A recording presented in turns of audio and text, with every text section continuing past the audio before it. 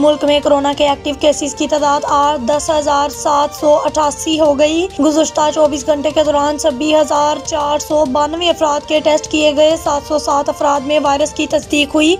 मजीद 3 अफराद जान की बाजी हार गए। जहाँ बक होने वाले अफराद की मजमूई तादाद 6,739 हो गई। दुनिया भर में कोरोना की दूसरी लहर के वार जारी। मुतासरा अफराद की तादाद 4,33,00,000 से तजावज़ कर गई।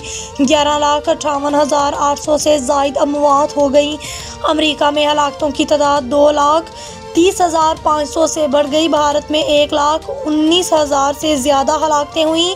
यूरोपीय ममालिक में कोरोना वायरस की दूसरी लहर को रोकने के लिए कर्फ्यू, जज़वी लॉकडाउन और नई पाबंदियां लगाने का सिलसिला जारी।